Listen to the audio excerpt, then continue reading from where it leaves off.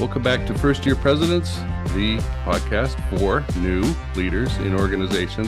You may have been a president before, but you're taking over an organization now. And if you want to quickly put your stamp on it and get it going with the vision and the direction that you have in mind, you need to listen, because the guests that I bring on are either new presidents like you or experts in the field who have tons of experience and specialty knowledge in areas that will help you out. They will stop you from stubbing your toe at the very least, and accelerate you towards what you have in mind at the very best. So my guest today is Andrew Chrostowski, and he's on so many board of advisors and board of directors as a member. It's astonishing. I'm going to ask you about that after. He's a podcast host, served in the U.S. Air Force as a captain, tons of operational excellence and manufacturing executive history in many fields, working for big companies, aerospace, sensors, software. It's ridiculous. Andrew, welcome. Thank you very much. It's great to be here, Jason. You bet. So today's episode, before we begin, is brought to you by Internal Business Intelligence by Cold Star Technologies. Finally, help on your side for new presidents who want real control over the business and executive team that they just inherited. If you walked into the business and it's new to you and the stuff that you expect, the software, the people management isn't there, visit coldstartech.com/IBI for more information. So, Andrew, I ran into you because we're both members of the Board of Advisors of the Operational Excellence Society, and we had a meeting with JP, the founder, and a whole bunch of other OPEX guys on where we share information. And you were talking and giving some of the strongest information that I'd heard, not just opinion, but fact, right? And I know enough to know fact when I hear it. So I thought, I need this guy on here because first-year presidents need to know that you exist. So tell me about what you're doing, like how you help companies right now, because you're like embedded in these things. And so many board of advisors, board of directors memberships and things like that. So tell us how you're helping steer the ship.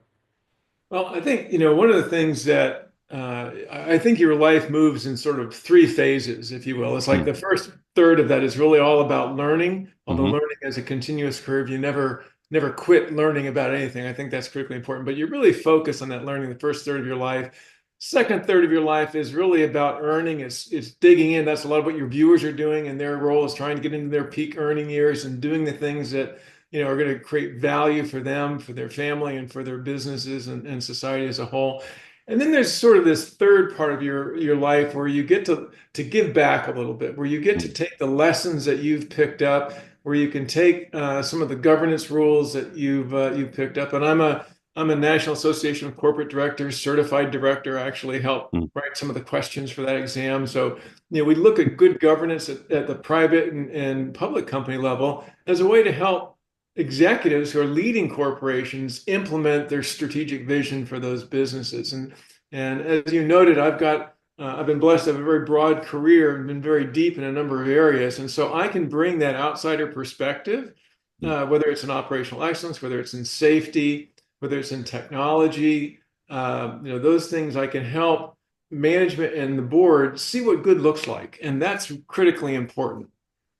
Okay. I think that's really important. Even such a simple thing as Marcus Lemonis and his show, The Prophet, from years ago, he would take the downtrodden, beat up leader, owner of a certain kind of company who thought, oh, woe is me. And he dragged them across town or across the state to a good, well-functioning version of the same business. And you could see that person go, oh, like this is how things could be, right? They perk up and go back with a sort of a renewed intensity on, all right, let's make some changes around here. So you're bringing that kind of insight to organizations, especially having seen so many. Different kinds of fields. I was really surprised by that, just looking through your LinkedIn profile. I guess not as surprised when I was thinking back to the answers you were giving to the questions about geopolitics and, economics and that kind of thing that we were discussing in the OPEX society meeting. But all right, how do you, when you're on a board of advisors or a board of directors, how do you avoid getting into like open conflict with leaders of the company, executive leadership of the company, when maybe they have a vision and you're sitting there going, because I know you have strong opinions, you're just thinking to yourself, no, that's not the way. Well, it's interesting. I think the first gate for that tends to be picking the right business to be a part of, right? Mm, Because if you've mhm, got management who doesn't look at the board as a support function, as something that makes them more successful and is there to make them more successful, you may not want to be part of that. I mean, board service is something you pick on. So there's some self-selection that comes into. That's not a growing organization. That's not a growth mindset organization. That's not a learning organization that you want to be part of, right? So I think those things you filter out. And the second thing, the difference of being in a board or a board advisor role is you're not there to run the business. You are there to oversee primarily hire and fire the CEO if that's necessary, but really to engage and make the business successful by helping those successes, those executives see things from a perspective they may not have seen before. And so, it really is about mentoring in a large way, and that becomes pretty easy to do when you do it in a way that you're not, when you've established this openness and trust and transparency.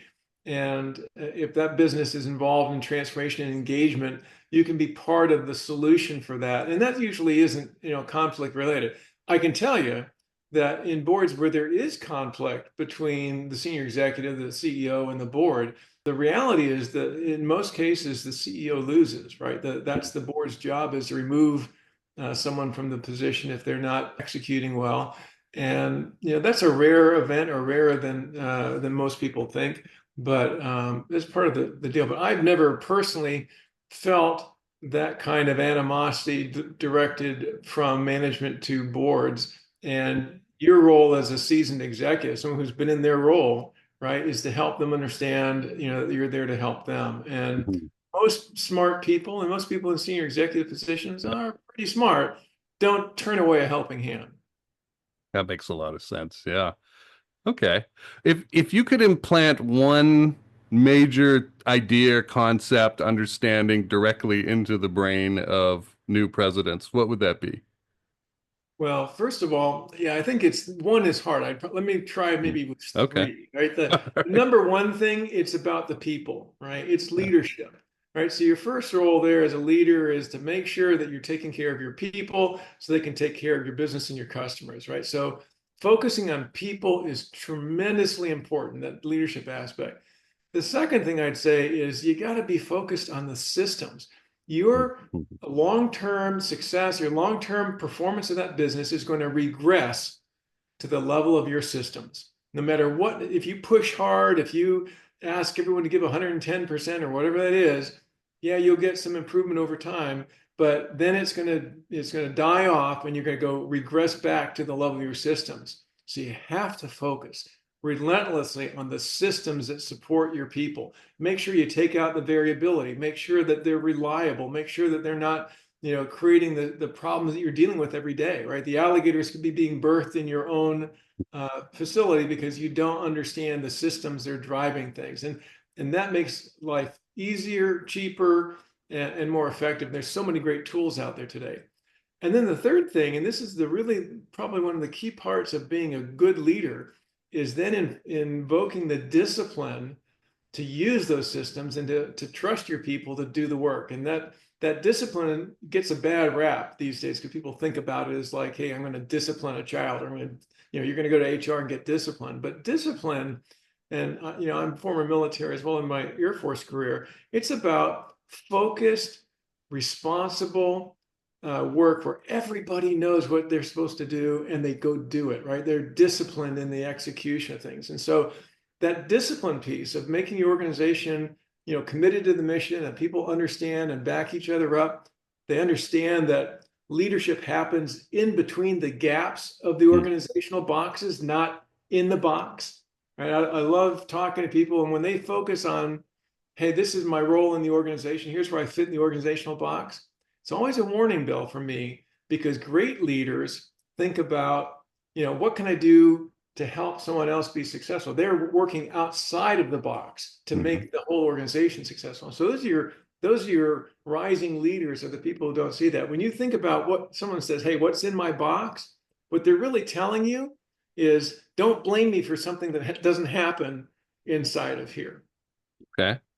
Now I can say, Andrew, early in my career, I got fired a bunch of times in corporate for going outside of my box. Mhm. I would see things in other parts of the organization now. I wasn't as nice as I am now. So that probably had something to do with it.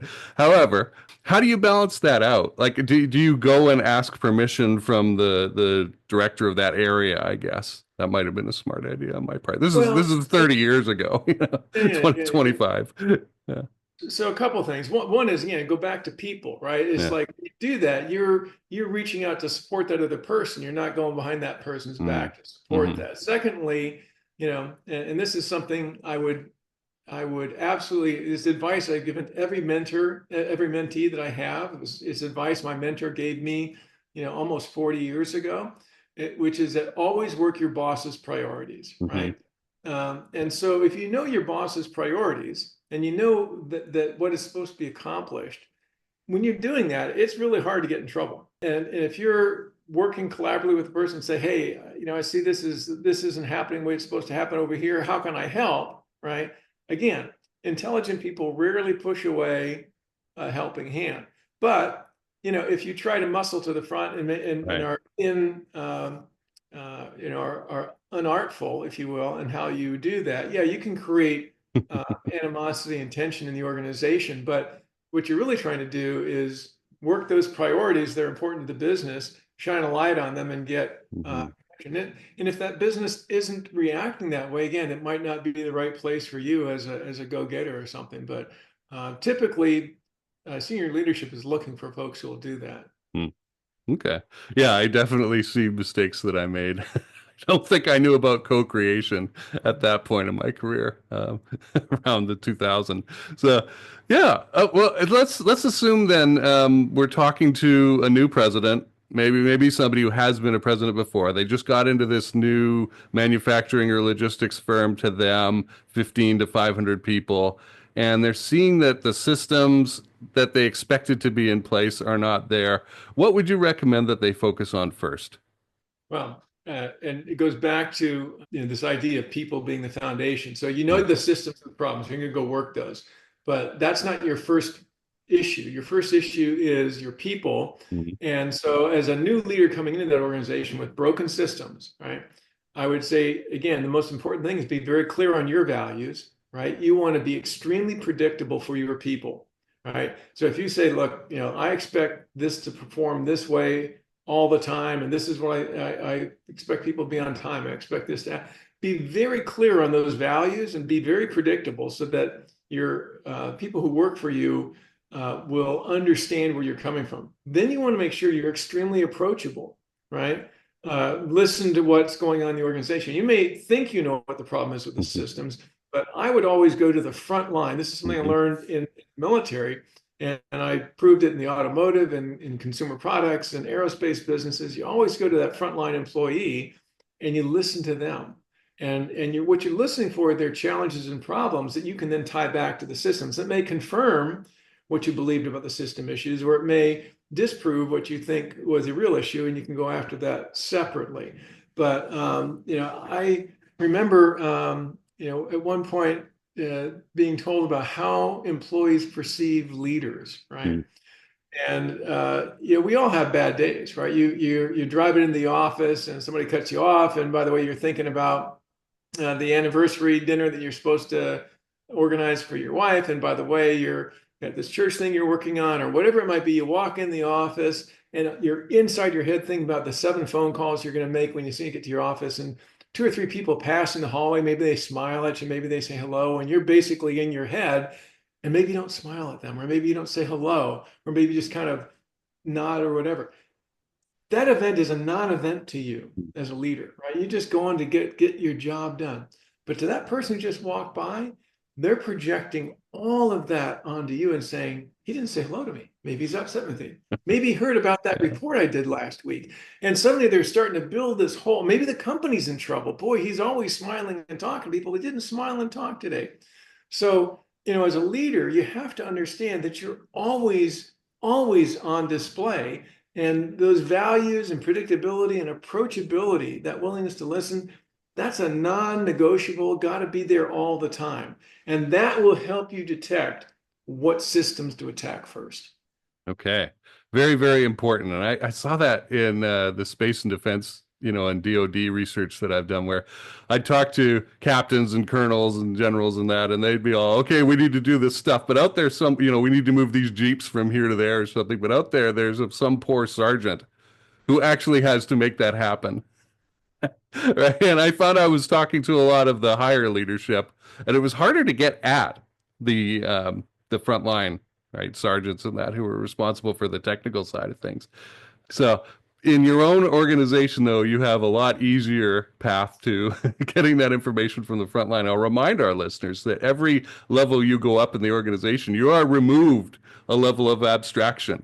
Things start getting turned into spreadsheets, right? and tables instead of actual frontline data, right? And it gets this lost. Is the challenge of leadership and management, right? And boards of directors, the worst of all, right? You've got asymmetric information, right? You're going to have access to information, but your information is always going to be at a disadvantage to the CEO and the presidents who are running the business. They'll know a lot more about it than you ever will, right? Even though you have access to information.